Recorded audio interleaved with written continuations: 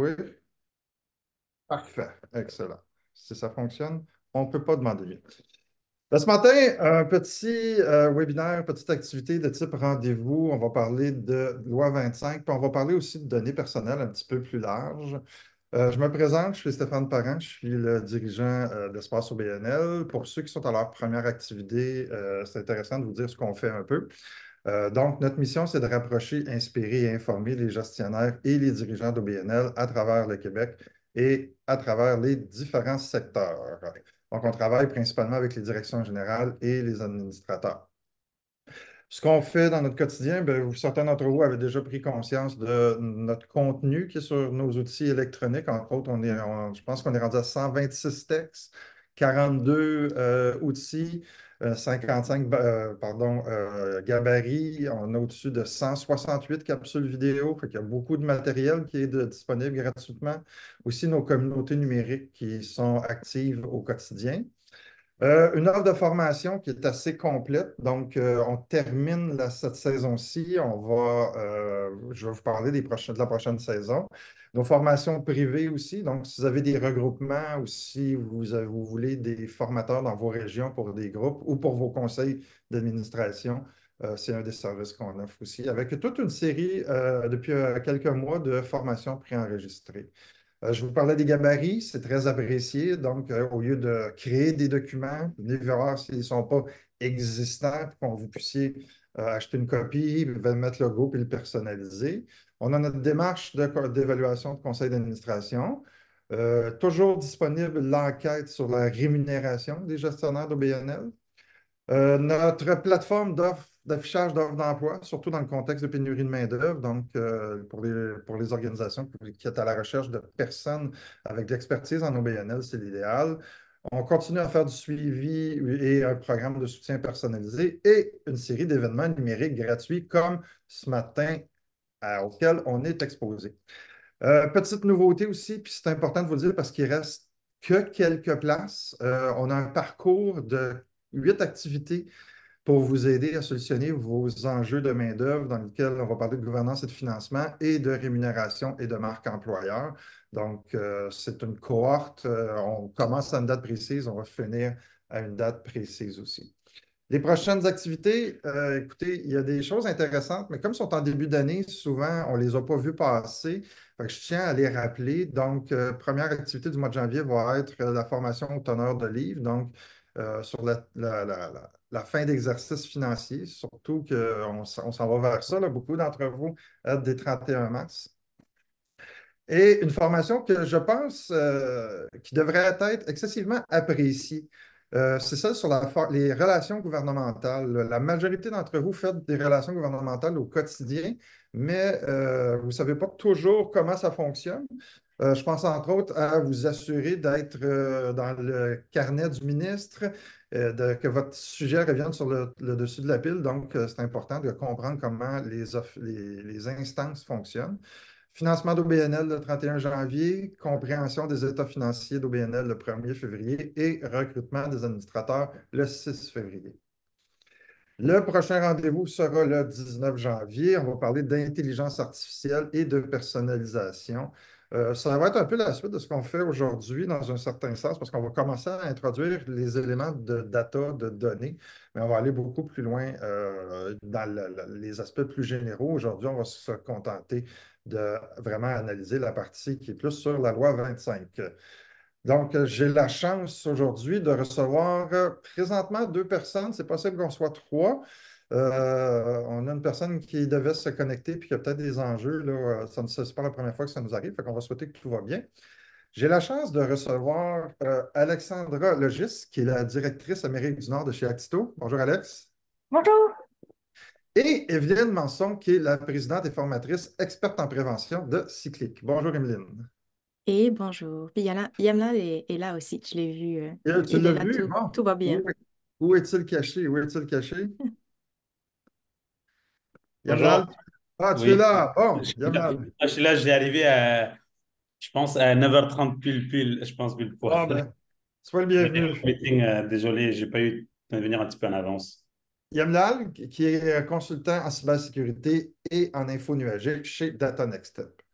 Peut-être d'entrée de jeu, je vais vous demander de vous présenter d'une manière un petit peu plus extensive là, ce que vous faites, ce que vous offrez, puis pourquoi aujourd'hui on va avoir la chance de parler de loi 25 avec vous. Je recommencerai avec Alexandra, s'il vous plaît. Oui, bon matin tout le monde. Merci beaucoup d'être avec nous. Donc moi, comme Stéphane l'a dit, je m'appelle Alexandra Logis. Je suis directrice Amérique du Nord de Actito et ici récemment d'un autre logiciel qui s'appelle Qualifio. Donc Actito, en fait, c'est un logiciel de marketing automatisé. Puis pourquoi est-ce que je suis là ce matin? C'est parce qu'en fait, ça fait un bon moment qu'on fait des ateliers sur la loi 25 parce qu'il y a un élément qui est un peu négligé dans la perception des gens au niveau de la loi 25, c'est les choix que vous faites au niveau de vos logiciels impactent aussi votre conformité ou pas. Donc, on va en parler plus amplement plus loin, mais dans votre stack informatique que vous avez, vous traitez des données et en fonction des choix de ces logiciels-là, vous êtes plus ou moins conforme. Donc, moi, mon apport ce matin, ça va être vraiment l'aspect marketing et logiciel. Merci, Alexandra. Yann Mal, je vais te laisser te présenter aussi. Parfait. Bonjour tout le monde. Donc, en fait, on peut enchaîner avec ce qu'Alexandre, Alexandra, désolé, je m'excuse si j'ai mal dit ton nom. En fait, moi, je suis plus dans le volet, plus implémentation justement, les solutions techniques des logiciels, vraiment bien configurés, bien sécurisés pour assurer que les accès sont bien donnés à la bonne personne, les accès sont enlevés quand la personne est partie, donc faire des sauvegardes. Donc, tu sais, comment toute l'implémentation de la technologie a un impact sur la loi 25. Parce que oui, c'est bon d'écrire dans les papiers, c'est très important, comme Emeline, justement, ce qu'elle fait, c'est de former, sensibiliser les gens. Mais après, il faut aussi aller dans le volet l'implémentation, puis c'est là l'implémentation technique, c'est là qu'on aide, on accompagne les entrepreneurs et des OBNL à justement être conformes à la loi 25. Merci. Emeline, on termine avec toi. Trop de pression, trop de pression. Je suis contente d'être avec vous ce matin. En plus, on a de beaux visages. J'aime ça vous voir parce que des fois, on va peut-être faire des petites blagues. C'est parce qu'on parle de loi 25, mais ça peut être drôle. On peut avoir du fun aussi. Fait que merci de vous voir. Moi, je pars du principe qu'on peut avoir le meilleur système informatique en place. Donc ça, on fait appel à Yamlal pour ça. Mais il reste qu'on a quand même un humain derrière notre écran. Et cet humain, ben, s'il n'est pas sensibilisé, il continue de cliquer à droite, à gauche, d'avoir des mots de passe, c'est le nom de son chien. Et avec la loi 25, bien entendu, on veut éviter les instants de confidentialité. On veut éviter les piratages de comptes, on veut éviter que des gens qui ne sont pas supposés y avoir accès à de l'info y aient accès. Donc ça passe par de bonnes pratiques en ligne au niveau, donc je disais des mots de passe, des courriels. Donc moi, c'est ce qui me fascine, c'est la psychologie criminelle. C'est un peu bizarre à dire, hein, je suis un peu une bibite bizarre, mais moi, ce qui me fascine, c'est à quel point ils sont forts, les criminels, pour mettre le doigt pile sur la bonne émotion, pour nous faire réagir, pour nous faire passer à l'action. Mais d'un autre côté, ça vient me chercher, qu'ils arrivent à nous avoir. Fait que je viens sensibiliser les équipes sur attention, quand on ressent ce type d'émotion-là, ça se peut qu'il y ait un message tout croche en arrière. Faisons un pas de recul, faisons des vérifications. Donc, c'est là-dessus que je me concentre. Evelyne, d'entrée de jeu aussi, je dois indiquer à monsieur et madame tout le monde qui sont présents avec nous que tu es notre formatrice sur la loi 25. Donc, je veux être clair ce matin, c'est une sensibilisation. L'objectif, c'est de vous expliquer les tenants et les aboutissants. Ce n'est pas nécessairement de donner des informations très précises sur comment faire les implantations et comment répondre aux critères de ce que la loi nous amène. Là. Si on a une formation spécifique là-dessus de 2 heures que Emeline donne, mais on se doit de brosser un portrait des différents impacts parce que ça leur va avoir des impacts. Je ne sais pas pour vous, mais moi, c'est une loi qui me tombe sur la tête un peu comme une tonne de briques.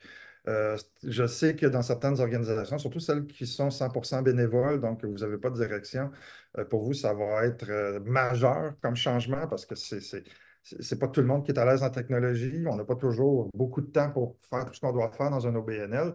Donc, ça va rajouter des étapes. Il y a aussi le fait que dans la loi 25, il y a des éléments de responsabilité pour les administrateurs qui sont nouveaux aussi. Il y a des modes de fonctionnement au niveau de la responsabilisation des directions et des conseils d'administration qui ont un impact dans votre quotidien puis dans la gestion de votre gouvernance. Puis, globalement, c'est une loi qui va avoir des changements majeurs puis qui va avoir des impacts importants. Euh, Selon vos 3 champs d'expertise, si je vous donnais 1 à 2 minutes pour résumer les intentions derrière la loi 25, vous me diriez quoi? Yamal, je vais commencer avec toi. En fait, Je pense qu'on est tous d'accord pour dire que c'est vraiment pour protéger la vie privée. Les citoyens, en fait, c'est vraiment l'abus des certaines entreprises, surtout les privés, qui volaient les données des citoyens puis ils revendaient, en fait. Donc, ils faisaient de l'argent dans leur dos. Donc, l'objectif principal, c'est vraiment protéger leur vie, protéger leurs données personnelles puis que ça ne se propage pas à travers le monde. Donc, ça, c'est l'objectif principal. Puis, il y a plusieurs couches. Donc, tu sais, justement, à travers que le gouvernement veut qu'on soit compliant.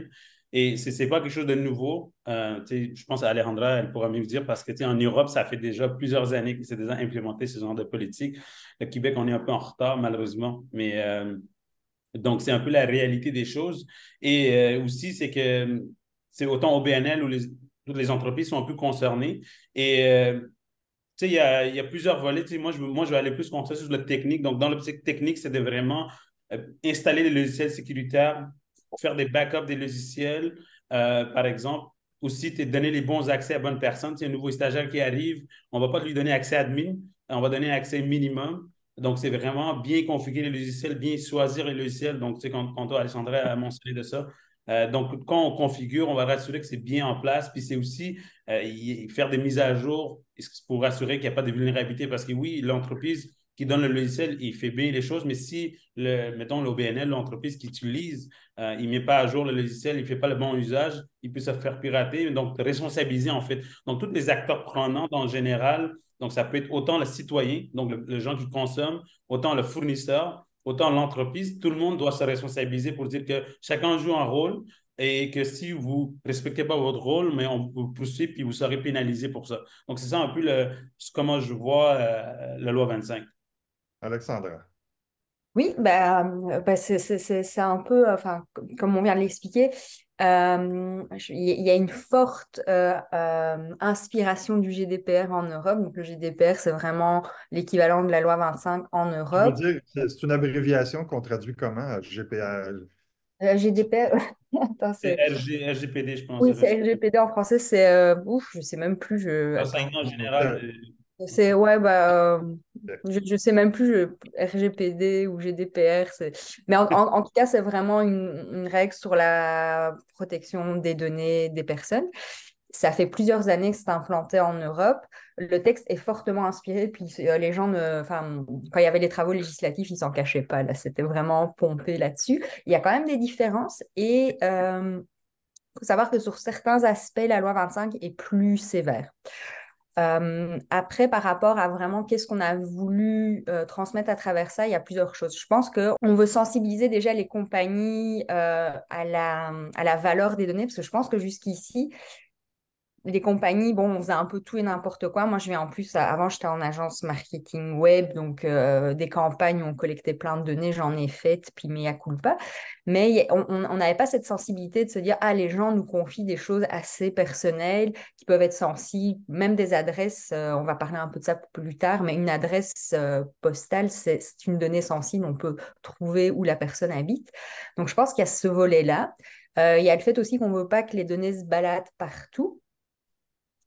Comme on l'a dit tout à l'heure. Et alors, en fait, dans la loi, on spécifie vraiment que idéalement les données doivent être hébergées au Québec. On peut les héberger ailleurs, mais là, il va falloir refaire des analyses supplémentaires pour montrer, entre guillemets, patte blanche.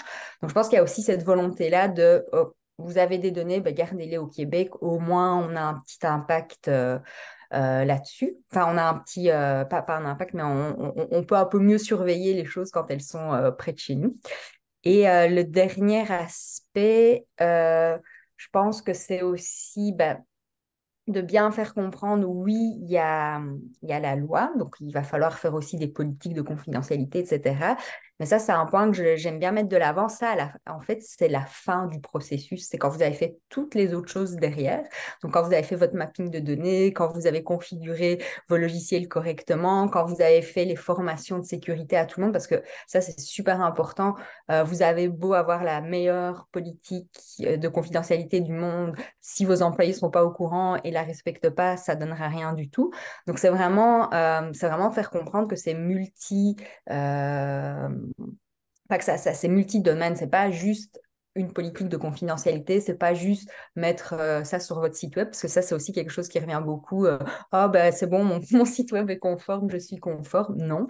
Donc, ça touche vraiment à différents aspects, puis c'est vraiment une façon de conscientiser les compagnies, les OBNL à tout ça.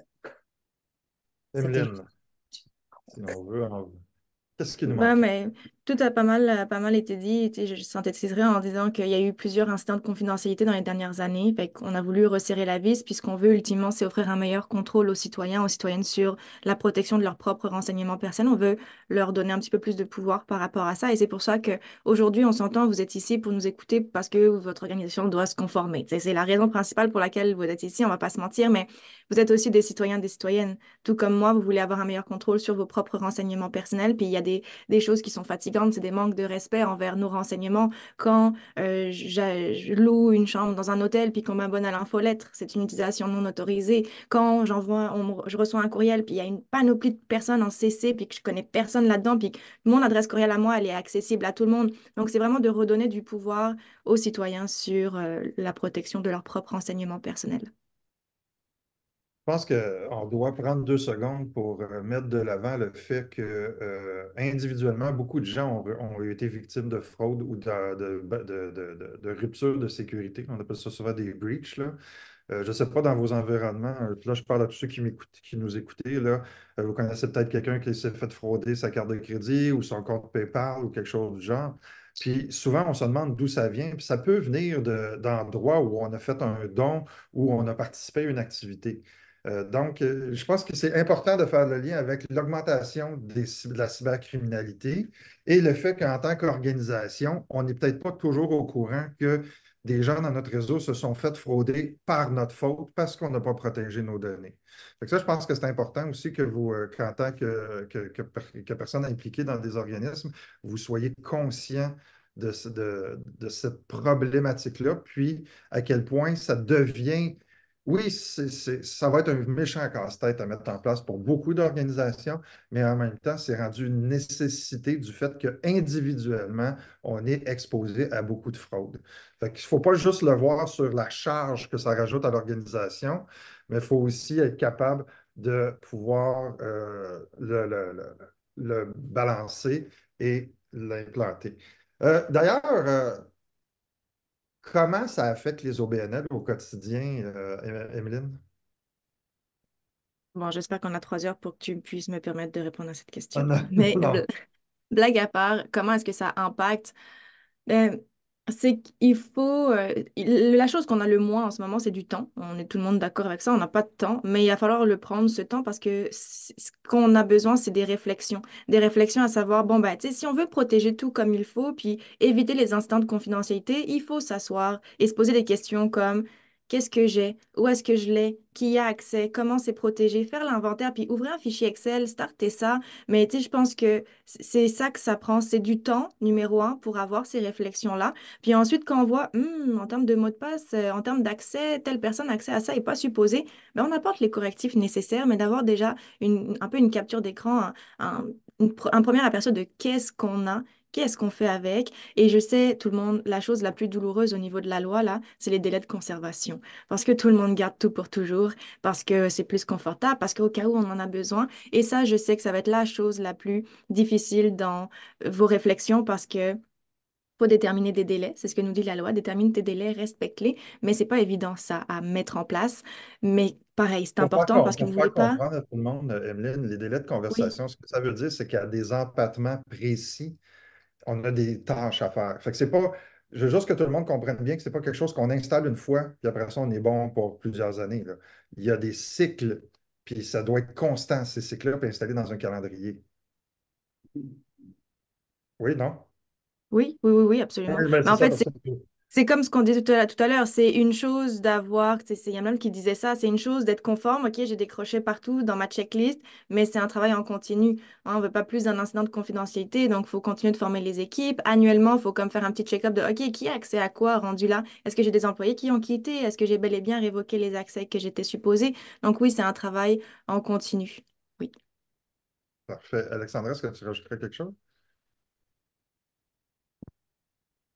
Oui, mais en fait, je rajouterais quelque chose, mais parce que pour moi, puis c'est sûr que je suis très sensible à l'aspect données, mais en fait, on en a parlé, l'inventaire, là, généralement, nous, ce qu'on voit, parce qu'en fait, dans un autre collectif, on fait un peu des audits, loi 25 et tout ça, généralement, déjà de savoir quelles données on a, où elles sont, est-ce qu'elles sont conformes, juste ça, là, je ne veux pas décourager personne. Mais c'est vraiment une grosse job. Mais une fois que c'est fait, le reste devient plus facile. Il y a encore beaucoup, beaucoup de choses à faire, mais il faut vraiment se dire le point de départ, ça va être, ben, c'est ça, qu'est-ce que j'ai, où c'est, est-ce que j'ai encore le droit de l'utiliser? Si c'est plus le cas, qu'est-ce que j'en fais? Parce que généralement, on se dit, bah, mettons, si j'ai une liste de membres, mais j'ai plus vraiment leur consentement, bah, on aimerait tous ça, pouvoir encore l'utiliser. Et qu'est-ce que je fais avec ça? Mais c'est vraiment le point de départ, c'est l'inventaire des données. OK. Yamal? En fait, moi, je dirais, en fait, une des gros défis, tu sais, puis ça arrive en général, 95% des entreprises qui ont fait la consultation et l'implémentation des technologies. En fait, je vais aller précisément dans le BNL, c'est que les choix de technologie, tu sais, Alejandra a parlé, tu sais, de prendre le temps de regarder, bien analyser pour, avant de choisir, acheter un logiciel, est-ce que c'est conforme à la loi. Mais ce que je constate, c'est que nos BNL, il y a 10 logiciels technologiques et que si il y avait assez de connaissances, il y avait plus de temps de réfléchir, il y aurait peut-être utilisé juste 5 logiciels qui auraient fait la même chose, en fait. Donc, en ce moment, ils payent 2 fois le prix pour la licence parce qu'ils ont 10 logiciels, or que les 5 auraient fait la même chose. Deuxième, c'est que vu qu'il y en a 10 logiciels maintenant avec la loi 25, c'est là où on dit, OK, qu'est-ce que vous avez pour un inventaire des actifs, des données, mais là, il faut aller dans les 10 logiciels. Donc, tu sais, la charge de travail augmente lui-même. Donc, vraiment avoir minimum de logiciels, euh, ça permet de faire la meilleure gestion, le meilleur contrôle. Et là, je vais aller dans pourquoi ça arrive, parce que ça, c'est quelque chose de classique. Puis je sais comment ça arrive parce que j'ai siégé dans les OBNL, dans les CA et tout. Et le problème, c'est que souvent, on manque du temps, Émilie a mentionné, et que quand, mettons, on veut faire OK, on veut faire infolettre, maintenant, on va en faire l'infolettre dans un OBNL. Mettons, il y a quelqu'un qui est siégé dans CA, il dit, ah, je connais tel logiciel, ça fait le travail, vous pouvez utiliser ça. Les personnes qui sont les employés, ils sont 1 ou 2 personnes ou 3, tout dépend, surtout Quand les on a petites. des employés, hein, c'est important de ne pas oublier qu'il y a beaucoup d'organisations qui n'ont pas d'équipe d'employés, Mais donc qui le font de manière bénévole, là. non, mais c'est ça, tu sais, justement, c'est que, mettons, les CA, ils sont là, bénévoles, puis il y a les employés bénévoles. Là, mettons, un des personnes qui connaît sur un logiciel pour infolette, il va dire, utilisez Il ça, je faut faire connais ça, je attention, pourrais je suis faire. d'accord avec toi. Donc, la personne va implémenter en basant sur son expertise sans valider vraiment est-ce que ça va répondre à lui à court terme, mais surtout à long terme. Donc là, c'est implémenté, ça marche pour les prochains mois, prochaines années. Après 1 an, 2 ans, là, c'est le gars qui était dans CA, la personne qui était dans CA est partie, puis un autre arrive. Là, il va référer un autre logiciel pour faire le site web. Là, un autre va arriver, il va référer pour un. Là, finalement, c'est qui arrive. Puis c'est facile, rapide à mettre en place, mais ça finit que beaucoup de gestion à faire. Puis là, on ne sait plus où sont nos données. Là, c'est ça qui arrive, la loi 25, ça va faire un peu difficile. Donc, type, euh, c'est savoir où sont nos données, puis ensuite, après ça, faire un inventaire des logiciels, puis peut-être voir diminuer vos empreintes technologiques, en fait, optimiser, je ne dirais pas diminuer, mais plutôt optimiser pour dire peut-être le logiciel que vous avez déjà pour qu'il fait l'infolettre, peut-être il peut s'intégrer pour faire du marketing, puis en même temps, le site web que vous avez, ça peut se faire aussi peut-être des infolettes aussi, donc peut-être regrouper ensemble. Donc, c'est ça l'enjeu que je constate, parce que vu le manque du temps et manque de ressources et connaissances, les choix de technologie ne sont pas bien faits, puis finalement, il se finit avec le fardeau de données à gérer. Ouais. Donc, Evelyne, je pense que c'est important qu'on prenne 2 secondes à définir certains concepts, parce qu'on a parlé de données. Puis là, j'ai une question, entre autres, sur OneDrive, mais sauf que quand on parle de données personnelles, il faut juste établir qu'est-ce que ça couvre comme type de données, puis où on va les trouver, ces données-là, dans la majorité de nos systèmes. Selon la définition de la Commission d'accès à l'information, un renseignement personnel, c'est un renseignement qui permet d'identifier quelqu'un, que ce soit directement ou indirectement. C'est ce que nous dit la loi, mais moi, il y a une nuance quand même que j'apporte qui est de plus en plus explicite depuis le mois de juillet. La Commission d'accès à l'information a changé un peu son site web puis a ajouté cette notion. C'est le fait qu'un renseignement professionnel n'est pas un renseignement personnel. et n'entre pas dans la définition de la loi 25 et donc n'a pas la même couverture, la même protection. Moi, mon point de vue, c'est pas une raison pour pas en prendre soin de cette information, même si c'est professionnel, on veut quand même maintenir la relation d'affaires qu'on a avec nos collaborateurs, mais un renseignement professionnel, c'est donc un renseignement qui identifie quelqu'un, mais dans l'exercice de ses fonctions. Fait que mon nom, prénom, dans ce contexte-là, mon adresse courriel de job, mon numéro de téléphone de job, mon adresse au bureau sont des renseignements professionnels et même on peut, tu sais, la loi c'est de l'interprétation là. Fait que, tu sais, exemple, moi, mon numéro de téléphone, pour vrai, c'est une vraie information que je vous donne, c'est pas confidentiel là, mais mon numéro de téléphone, j'utilise autant pour ma vie perso que pro. J'ai pas le temps, anyway, de gérer deux numéros de téléphone, j'en ai qu'un. Mais là, Stéphane, j'ai donné mon numéro de téléphone pour qu'il puisse communiquer avec moi aujourd'hui en cas d'urgence pour la conférence. Donc lui, dans son contexte, c'est cyclique, c'est mon entreprise, c'est mon organisation, c'est professionnel. Il considérera mon numéro de téléphone comme professionnel. Donc il y a cette distinction qui est importante. Mais après, tu sais, si je prends un autre exemple, mais concret aussi, moi, je travaille dans la vie avec des consultants, avec des pigistes. Fait que leurs renseignements sont professionnels, mais à la fin de l'année, je dois leur transmettre un T4A pour leurs impôts et j'ai besoin de leur numéro d'assurance sociale pour ça. Un numéro d'assurance sociale, ça restera toujours, toujours personnel. Donc, il y a comme ces petites distinctions-là qui sont à clarifier chez vous à l'interne.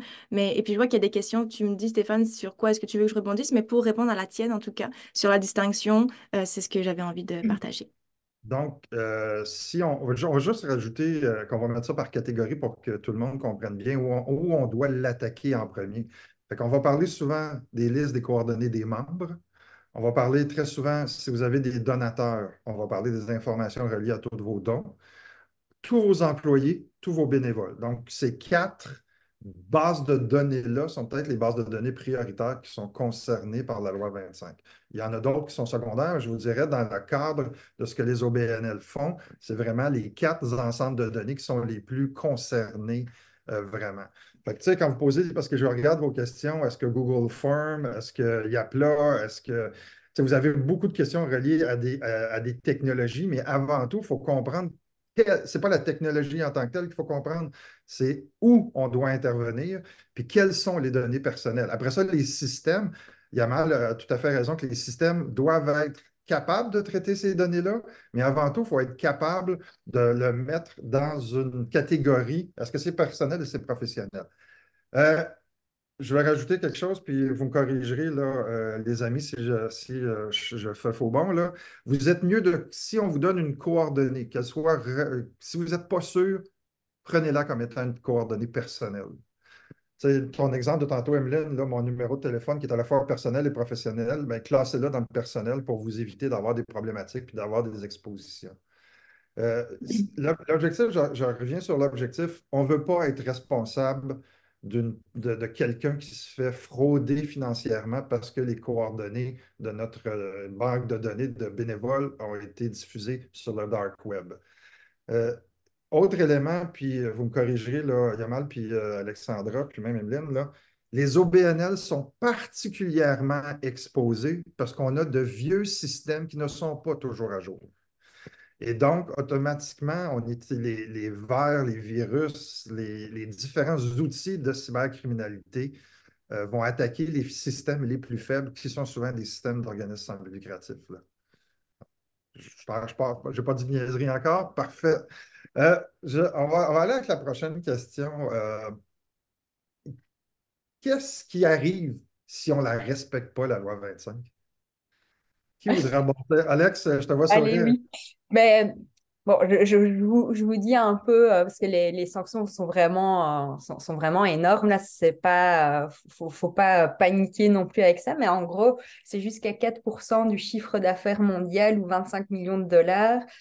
Euh, Ça, c'est, mettons, si vous vous faites contrôler et sanctionner, mais on s'entend que, premièrement, nous, ce qu'on me dit, puis on travaille beaucoup avec une avocate en parallèle, c'est qu'ils vont d'abord s'attaquer à des gros poissons. Puis l'idée aussi avec la loi 25, c'est que vous n'allez pas être conforme dès demain. D'ailleurs, pour le moment, il n'y a encore aucune vraiment compagnie qui puisse se targuer d'être 100% conforme. Ça me fait toujours très rire quand quelqu'un me dit, ah oui, nous, on est 100% conforme. Non, c'est absolument impossible dans l'état des choses actuelles. D'ailleurs, le texte de loi va encore changer, évoluer. parce que je fais juste une petite parenthèse par rapport aux OBNL, mais c'est un problème pour le gouvernement. Les membres du CA, ils sont au registraire des entreprises. Qu'est-ce qu'il y a comme adresse sur le registraire des entreprises? Leur adresse personnelle. Donc déjà, le gouvernement lui-même n'est pas...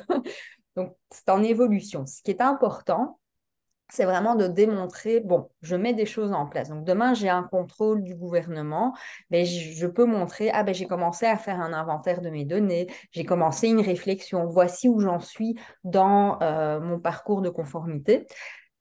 Donc, très honnêtement, la seule chose qu'il ne faut pas faire, c'est juste rester dans du statu quo puis rien mettre en place. Oui, il y a des sanctions qui sont prévues, puis elles sont entrées en application depuis le 22 septembre. C'est un peu pourquoi on en parle beaucoup depuis cette date-là, parce que ça fait déjà plusieurs années que c'est entré en vigueur. Mais il ne faut pas paniquer avec ça. Premièrement, ça va être vraiment plus les gros poissons qui vont se faire prendre. Et ensuite, si vous avez c'est ça, le gouvernement qui vient vérifier où vous en êtes, c'est vraiment l'idée, c'est de pouvoir démontrer que vous mettez des choses en place puis que vous ne prenez pas ça à la légère. Émilie, est-ce que tu avais quelque chose à rajouter là-dessus? Non, pas nécessairement au niveau des sanctions. Moi, moi, je suis plus dans un discours plus, comment je pourrais dire ça, moins alarmiste dans le sens où réalistement, je suis très à l'aise, même si l'appel est enregistré, à dire que c'est pas une raison de ne pas se conformer, ce que je veux dire, mais réalistement, le pire qui puisse arriver, pour vrai, c'est oui que la commission d'accès à l'information débarque chez vous demain matin, mais vous n'aurez pas une amende demain matin. On s'entend. Ce que vous allez avoir, c'est ce qu'on appelle comme par hasard ça m'échappe, un avis de non-conformité, puis on va vous donner un délai supplémentaire pour vous conformer. Mais je vais vous rassurer aussi en vous disant on le sait que c'est un gros morceau. Allez-y, une étape à la fois. Et l'autre élément que je voulais dire, oui, si vous êtes dans une démarche et vous êtes capable de démontrer que vous cherchez à vous conformer, vous êtes dans une démarche, puis déjà, ça joue en votre faveur aussi. Oui, puis c'est quand même par rapport à d'autres lois qu'on a vues implanter, on a eu des délais. Tu sais, c'est une implantation sur minimum 3 ans avec des livrables 2022, 2023, 2024. Je pense qu'on n'a pas vu ça souvent. Là. Souvent, il y a une date de tombée, puis bang, ça tombe aujourd'hui. Là. Je pense qu'avant tout, c'est une sensibilisation, puis c'est le but de l'exercice d'aujourd'hui. On ne répondra pas à toutes les questions parce qu'il y a des questions qui doivent être répondues dans des conversations qui sont plus longues que l'heure qu'on a ce matin, puis on a déjà beaucoup de temps de passer. Là. Je pense qu'il faut être conscient de ce que ça nécessite. Puis, il existe plusieurs organisations qui distribuent différents types de formulaires, différents types d'aide-mémoire. Par contre, ce qu'on se rend compte, puis là, c'est aussi un peu notre position chez Espace OBNL, un formulaire sans encadrement, vous avez des chances de passer à côté de la partie la partie la plus importante. Fait qu'on n'a pas fait la promotion d'outils gratuits nécessairement pour être capable plutôt d'insister sur le fait que formation et ateliers vont vous permettre d'aller beaucoup plus loin puis d'implanter le tout. Puis je pense que c'est un peu essentiel. J'aimerais ça qu'on aborde le principe, je ne l'avais pas mis dans la liste de questions, mais je me rends compte qu'il faut aussi clarifier le principe du consentement. Le consentement implicite puis le consentement explicite aussi. Parce qu'il y a des questions qui sont rentrées dans le chat. Là, est-ce que je fais remplir un formulaire de consentement quand on me donne des données personnelles? Puis on voit maintenant sur presque tous les sites Internet qu'il faut cliquer en quelque part, je rejette, j'accepte, ainsi de suite. Comment on se démêle dans le consentement, Alex? Vous, comme ça, un peu très C'est un relié peu à... ce que vous faites là, oui. Ouais. Donc en fait, bon, c'est ça. Premièrement, le consentement implicite n'existe plus. Donc ça, malheureusement, dans le temps, par exemple, les compagnies qui vendaient des choses ou avaient des relations d'affaires, il y avait comme une zone grise où on pouvait garder pendant 2 ans. Puis bon, même si c'était un achat, on pouvait faire un peu de marketing. Bon, c'était un peu zone grise, mais ça n'existe plus. Ce qu'il faut, en fait, il faut que le consentement soit le plus clair et le plus explicite possible. Donc, premièrement, les consentements qu'on collectait, mettons, suite à un achat ou une inscription où on mettait dans les... oh mon Dieu, j'ai oublié le mot. Enfin, on consentait à tout en s'inscrivant ou en achetant. Ça, c'est absolument banni. Il faut vraiment que les consentements... Donc, si on fait un achat, c'est pas parce qu'on a acheté quelque chose qu'on s'inscrit à l'infolette, qu'on veut tout ça. Il faut vraiment que ce soit le plus clair possible. Donc, idéalement, on rajoute des cases. Puis, ça, je pense pour les OBNL, ça peut être aussi quelque chose d'important. Nous, on a par exemple des clients qui faisaient beaucoup de choses avec des partenaires. Donc là, on avait toujours le petit check à faire. oui, je consens à recevoir les communications, marketing et de l'entité en question et de tous ses partenaires. Alors ça non plus, c'est plus bon. Si vous voulez vraiment avoir des partenaires, il faut vraiment qu'ils soient spécifiquement identifiés et il ne faut pas que justement ce soit un consentement obligatoire, hein. Donc la personne peut avoir accès au reste sans cocher. Alors vous allez me dire, oui, mais si on fait un concours, si on fait quelque chose qui requiert une communication après, mais il faut que la communication soit juste liée à l'action, enfin, qui doit être faite. Donc, mettons, des gens s'inscrivent pour un événement, mais bien sûr, ils peuvent avoir les communications pour faire des rappels que l'événement s'en vienne après, etc. Mais il faut que ce soit strictement en lien avec l'événement. Si vous voulez envoyer d'autres choses, il faut proposer d'autres opt-in en dessous. Donc, il faut vraiment plus faire un gros opt-in général pour tout mettre dedans. Ça, c'est une différence assez majeure là, en tant Et que il faut telle. garder une trace de tout ça. Donc, idéalement, ben là, ça revient dans la partie logicielle, utiliser des logiciels qui vous permettent d'avoir un historique des consentements. Comme ça, en cas d'audit du gouvernement, ben, vous allez pouvoir exporter cette liste et leur montrer pour démontrer votre bonne foi. Effectivement. Je pense que ça va amener l'oubli. Je pense qu'il faut comprendre, puis là, Yamal, je t'interpelle, là. Je pense qu'il faut arrêter on n'aura plus le choix à court terme pour les organisations qui sont plus petites. Ça va amener une disparition des fichiers Excel puis des données qu'on a dans des tableurs, là. Je pense qu'on n'aura plus le choix pour automatiser, sinon ça va devenir l'enfer à gérer. Des listes de membres ou des listes de donateurs ou des listes d'activités sur Excel, là.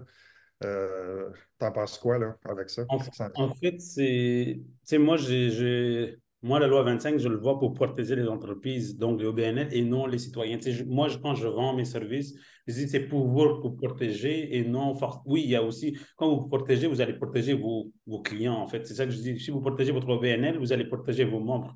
Parce que souvent, là, on dit, ah, je dois être conforme. Par exemple, tantôt, on parlait du formulaire. On a beau écrire qu'on va respecter vos données, tout ça, on prend toutes les données confidentielles à travers un formulaire en ligne, puis après, une fois qu'on a pris, on fait des magouilles.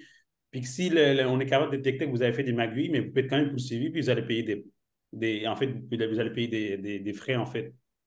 Mais si vous avez, mettons, je donne un exemple, puis ça, c'est à suivre encore parce que la loi, ce n'est pas encore clair, mais si vous récoltez un donné sans consentement, mais parce que vous avez oublié d'écrire un certain volet, ça, c'est souvent les avocats qui vont être capables de juger pour dire à quel point vous êtes respectueux ou pas. Mais après, quand vous avez pris, vous avez utilisé pour le bon usage, puis simplement après avoir fini le travail avec cette personne-là, après un an, vous avez supprimé le fichier ou supprimé les données, vous n'avez plus dans votre OBNL, vous êtes quand même conforme. Parce que ce qu'on veut attaquer avec ce loi 25-là, c'est vraiment les gens qui sont un peu fait des magouilles, qui collectent les données sans consentement ou qui collectent les données avec consentement puis ils font des mauvais usages. Et qui ne gardent pas, en fait, une autre chose, c'est que qui ne font pas la bonne attention, qui ne mettent pas une bonne protection sur place. Donc, c'est là qu'on intervient pour, pour protéger les données. Donc, j'ai beau à collecter les données, mais si je ne fais pas une bonne protection, je n'ai pas fait mon travail. Je peux être poursuivi pour ça.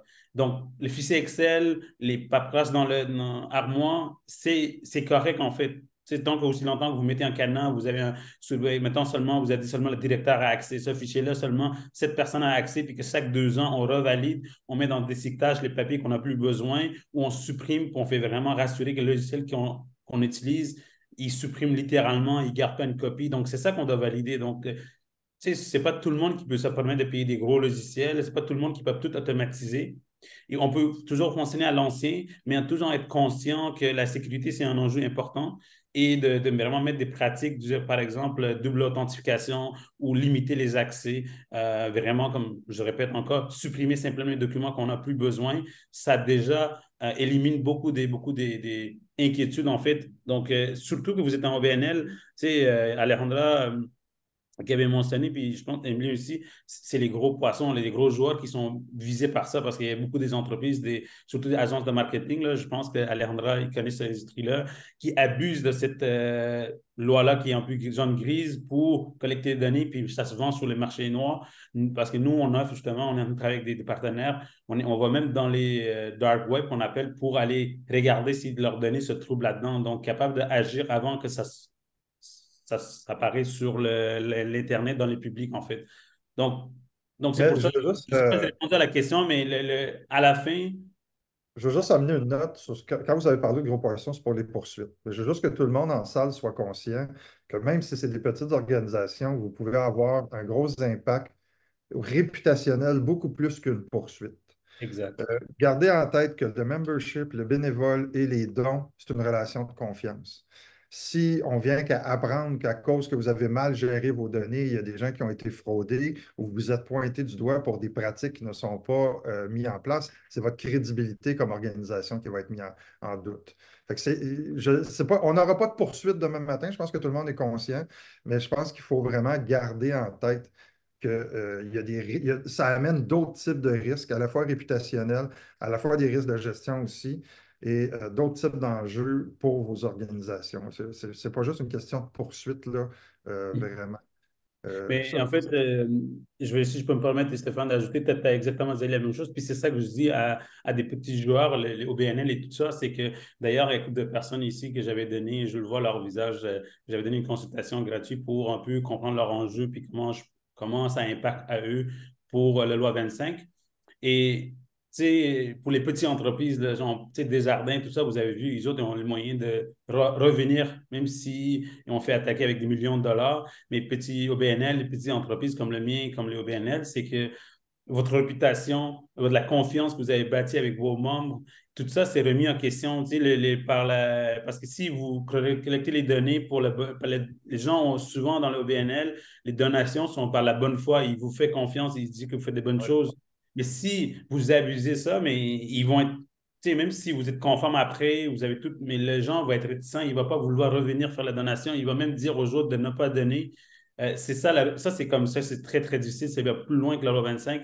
Donc, c'est pour ça que je dis comme, euh, en ce moment, vous ne devez pas concentrer sur, OK, c'est quoi la pénalité qu'on va payer, quand est-ce qu'on va être poursuivi. C'est plus, est-ce qu'on respecte nos membres qui font la donation? Est-ce qu'on respecte les gens qui nous font confiance? Est-ce qu'on est sécuritaire? Puis comment on peut le faire? Donc, c'est ça qu'il faut poser beaucoup les questions parce que la poursuite, tout ça, là, vous serez parmi les dernières à être poursuivis, mais votre réputation va être encore plus chère que la poursuite. Tu Oui, as il ajouté y a quelque chose, vraiment... Evelyne? Oui, ben, Oh, on va je venir à finis vite, ça prend pas longtemps, mais c'est vraiment, en fait, en dehors de la loi, il y a vraiment un aspect éthique. Et en fait, la loi, elle vient juste appuyer ça par un texte de loi, mais normalement, on devrait déjà avoir cette sensibilité-là. Emeline, Voilà. si vous voulez rebondir. Moi, je vois le chat, puis je vois beaucoup de questionnements par rapport aux plateformes qu'on utilise. Et j'aimerais ça peut-être entendre, Yamal, aussi ton point de vue là-dessus. Mais moi, je suis plus ou moins pour de dire est-ce qu'une plateforme, elle est conforme ou non. Au même temps, au même titre que nous, on peut l'être à un moment donné et ne plus l'être à un autre moment. Fait que j'aime pas tant parler de cette plateforme, est-ce qu'elle est conforme, mais plus cette plateforme, est-ce qu'elle respecte la protection de mes renseignements personnels qui sont dessus, dans le sens où on a une responsabilité partagée. On parlait de Office, on parlait de Google. C'est une responsabilité qui est partagée. Eux, ils ont une responsabilité de leur bord, que si eux se font pirater à un moment donné, ben, clairement, c'est leur responsabilité. Nous, on est des victimes collatérales, on a des devoirs, mais c'est eux les personnes responsables là-dessus à ce niveau-là. Et nous, on a une responsabilité aussi qui est la nôtre, c'est-à-dire que pour rentrer sur cette plateforme, on a toujours la combinaison courriel mot de passe. Et s'il y a quelqu'un qui emprunte ma porte d'entrée à moi, c'est ma responsabilité. Donc, la responsabilité est partagée par rapport à ça. Et c'est pour ça que je vois, Alex, peut-être tu veux ajouter, je vois ton non-verbal Non, est comme je te laisse finir. nuancé. Mais il n'y a pas de plateforme. Est-ce que cette plateforme, elle est conforme ou non? Tu sais, il y a la notion, oui, de faut que les données idéalement restent au Québec, mais la loi ne nous interdit pas de faire affaire avec des plateformes comme Microsoft, que les serveurs sont au Canada. Google, les serveurs sont aux États-Unis. La loi ne nous empêche pas de travailler avec ces fournisseurs-là. Elle nous dit juste, faut que tu te poses, puis que tu vois c'est quoi les aspects positifs et négatifs. C'est ce qu'on appelle les évaluations de facteurs relatifs à la vie privée, mais ça, c'est autant positif que négatif. Et quand, si je compare Microsoft qui oui, ces serveurs sont au Canada, sont pas au Québec, mais quand je compare avec peut-être une plateforme qui fait exactement la même chose dans ma région, regardons, parce que c'est pas parce que ça reste au Québec que c'est une plateforme plus sécuritaire non plus. Microsoft, Google, c'est des grosses entreprises quand même, elles sont connues, reconnues, et souvent nos données vont être plus en sécurité à cet endroit-là. Avec Alex, je te passe la balle au Oui, mais bon. en fait, tu as raison dans le sens que c'est pas, on met pas un tampon non conforme. Par contre, puis je les citerai pas, mais le problème, c'est quand on fait l'analyse justement de ces plateformes-là, il y en a énormément qui partagent des données à des partenaires. Et c'est là où c'est problématique parce qu'on ne peut pas, puis nous, on a fait des analyses comme ça, mettons des clients qui utilisaient certains logiciels, puis en fait, donc ils demandent, bon, ils contactent leur fournisseur, ils disent, bon voilà, il y a la loi 25 au Québec, bon, où sont vos données, tout ça, bon là, ils disent, bon, elles sont pas, ok, elles sont pas au Québec, mais après ça, on va lire leur politique de confidentialité, puis on se rend compte qu'en fait, ils s'octroient le droit de travailler avec des fournisseurs qui ne spécifient pas, ils s'octroient le droit de partager les données avec, et donc là, ils contreviennent à la loi 25, donc normalement, de facto, on devrait essayer de trouver d'autres alternatives quand on identifie dans leur mode de fonctionnement qu'eux partagent les données. Et en fait, ça, il y a énormément de logiciels qui le font. Donc, c'est juste la petite nuance. Mais comme toi, j'aime pas non plus dire à un tampon, ce n'est pas conforme d'office. Là, il faut regarder tous les aspects. Mais moi, personnellement, quand je vois qu'un logiciel partage les données à des partenaires, tout ça, et qu'il ne les identifie pas en plus, c'est nul. Ça va vite, il nous reste 10 minutes. Je vais juste régler une des questions parce que c'est une question qui est importante. Monsieur Leduc qui parle le terme entreprise. Les OBNL, qu'elles ont des services à vendre ou pas, sont constitués sur la partie 3 de la loi sur les compagnies. Donc, d'office, puis on l'a vu avec les programmes de soutien pendant la COVID, les OBNL, au niveau légal, ont les mêmes juridictions, les mêmes rôles, pardon, les mêmes régimes de responsabilité que les compagnies. OK? C'est Et toute c'est compagnie ou valide. organisme. Pardon? C'est toute entreprise et organisme. C'est Oui, mais vraiment ça. je vais aller un petit peu plus loin, parce que je vais sortir de la loi 25. Les administrateurs, qu'ils soient rémunérés ou bénévoles, sont dans le même régime de responsabilité aussi. Puis ça, c'est important. Puis je le répète au quotidien, là, parce que souvent, on ne le voit pas. Puis oui, M. Leduc, l'entreprise est définie dans la loi, dans la partie 3 sur la loi sur les compagnies, là, que ce soit en lien avec la loi 25 ou pas en tant que tel. On va répondre à encore quelques questions parce qu'il nous reste très peu de temps, là, 10 minutes. Là. Euh, Comment ça s'aligne sur les autres réglementations qui sont existantes ou dans le même domaine, là? Est-ce que vous avez quelque chose à rajouter parce que ça recoupe certains autres aspects? On n'a pas parlé de gestion de données au sens large, là, mais est-ce que vous avez quelque chose à rajouter par rapport à ce qui existe aussi ailleurs, là? On a parlé du RGPD un petit peu plus tôt, puis là, tu sais, la loi 25, il faut savoir que c'est une loi provinciale et il y a quelque chose qui va embarquer prochainement au fédéral. Donc, c'est encore en discussion, mais ça s'en vient. Moi, personnellement, je suis quand même assez confiante que ça va pas être aux antipodes, ça va quand même rester très, très logique. Donc, il n'y aura pas un autre travail en double à faire, peut-être des micro-ajustements, mais ça m'inquiète pas trop pour le moment. Ouais, en fait, Alejandra avait mentionné tantôt, en fait, le point que loi 25, c'est juste venu pour appuyer, pour vous dire que vous devez bien faire les choses. D'accord? Donc, la loi 25, là, c'est vraiment juste dire, c'est comme s'il y avait une autoroute, puis vous roulez toujours à 180, puis on a dit, on va mettre la limite à 100 parce qu'il y a des gens qui roulaient à 180, 200, 230, puis c'était pas sécuritaire, il y avait des accidents. Donc, simplement pour le gros bon sens, on a dit la limite maximum, c'est 100, 120. Et si vous dépassez, vous pouvez être poursuivi, vous allez avoir un ticket. Mais c'est ça en fait, que même si, mais avant la loi, peut-être, avant cette limite de vitesse, je fais une métaphore, vous avez sûrement roulé à 100, 110 parce que vous savez que c'était la bonne chose à faire. Donc, loi 25, c'est vraiment pour les gens qui abusent encore une fois, qui étaient mis en place. Il y aura d'autres règlements qui vont venir pour euh, certaines industries pour l'éducation, il y a d'autres lois qui s'ajoutent, puis il y aura le fédéral qui va s'ajouter aussi.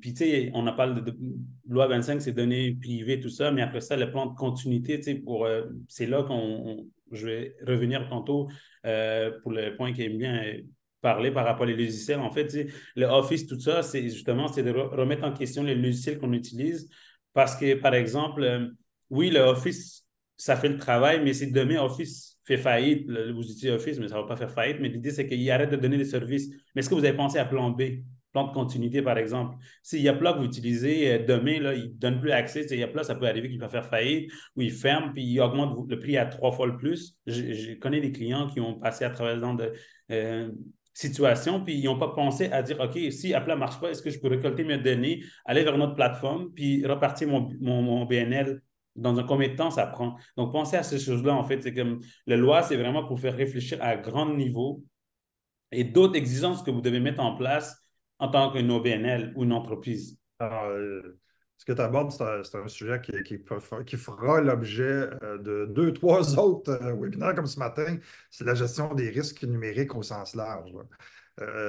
Puis la loi 25, ce qui est intéressant, c'est qu'elle vous sensibilise de manière obligatoire à des choses qu'on est tous exposés, puis auxquelles on donne plus ou moins d'importance, là. Puis je pense que la politique de base, qui est une politique de mot de passe, je serais curieux de voir si à main levée, il y en a qui me diraient qu'ils l'ont déjà introduite là, dans leurs organismes.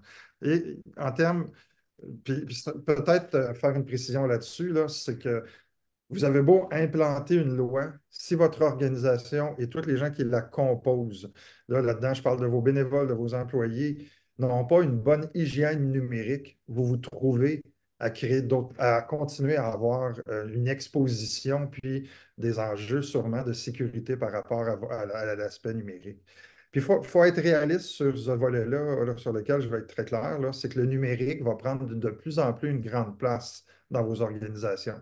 C'est un défi qui commence à arriver, que vous voyez, mais que vous allez devoir à la fois vous former, puis à la fois aussi former vos conseils d'administration sur ça, puis ça va devenir une partie du quotidien, là, d'être capable de créer à la fois un comité numérique qui va parler de ces choses-là, ou ramener ça dans la gestion des risques, là. Fait que on peut en parler comme étant la loi 25 en tant que telle, mais comprenez que ça s'installe dans une dynamique beaucoup plus large de problématiques de cybersécurité, de votre crédibilité, puis aussi au niveau fonctionnel. Puis ça, c'est peut-être des défis auxquels on n'est pas nécessairement prêt dans le milieu des OBNL. J'irai avec une dernière question parce qu'il nous reste seulement 5 minutes. Si vous aviez un conseil à donner aux gens qui sont présents, ça serait quoi? Alexandra, je vais commencer avec toi. Ben moi, ce serait vraiment de commencer par la première étape, l'inventaire des données. L'inventaire, excuse-moi, L'inventaire des données. Donc vraiment Parfait. mapper toutes les données au sein de l'organisation, où elles sont, avec quel logiciel elles sont traitées pour vraiment se faire une tête sur l'importance de la chose. Yamal?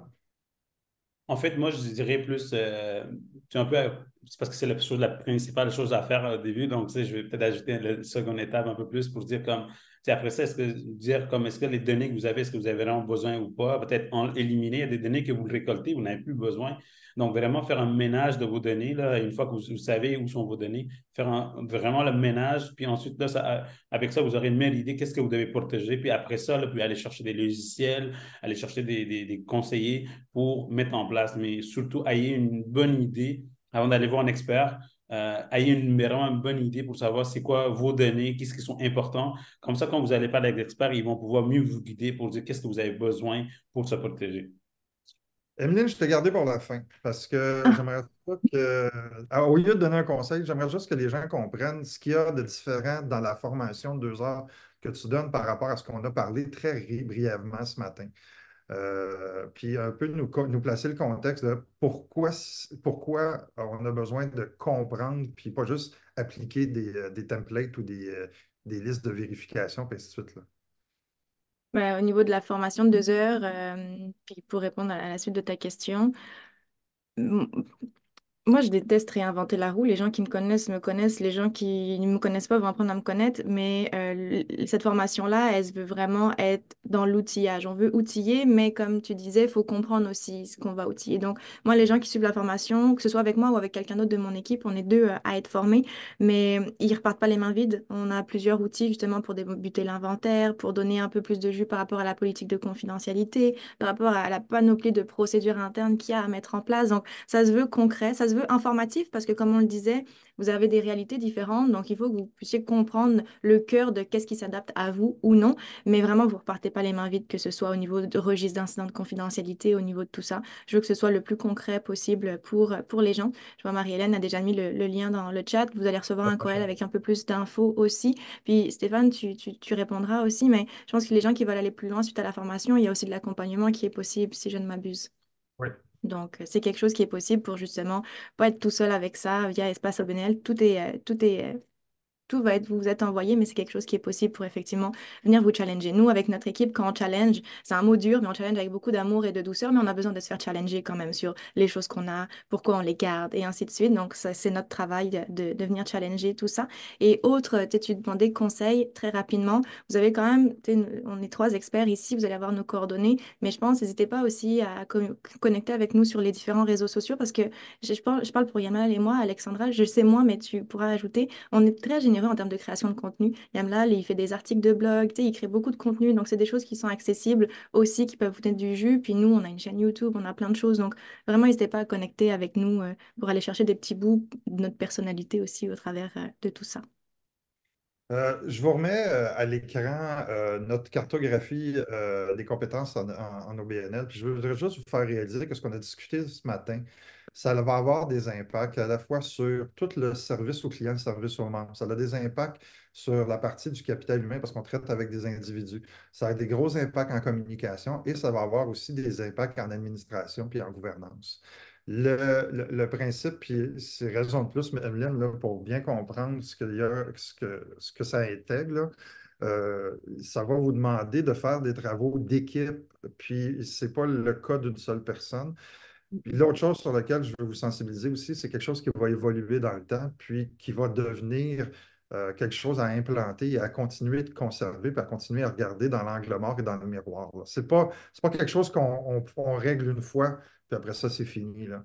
Fait que je sais à quel point, des fois, il y a des organisations qui, quand arrivent des sujets de ce type-là, c'est une problématique d'assurer les suivis, d'assurer aussi qu'à cause des taux de roulement de personnel, des taux de roulement d'administrateurs, ça devient des dossiers qui sont plus difficiles. Mais dans les outils dont Emeline vous dote lors de la formation, il y a différents gabarits pour vous aider à assurer cette passation de pouvoir-là. Surtout, je pense, en termes là, de gouvernance, puis à ce niveau-là. Écoutez, c'est bref, 1 heure pour parler d'un sujet aussi complexe puis aussi important. Merci à vous trois. J'espère qu'on a sensibilisé les gens à ce qui leur pend au bout du nez. J'espère qu'on ne vous a pas fait peur non plus. Non. Quoique, c'est quand même quelque chose de majeur, ce qu'on vient de recevoir, là, je le disais, le Loi 25, pour certains, c'est devenu un peu une brique, là. Je vais vous souhaiter une bonne fin de journée. Je vous remercie encore vous trois et j'espère vous voir dans une autre de nos activités prochainement.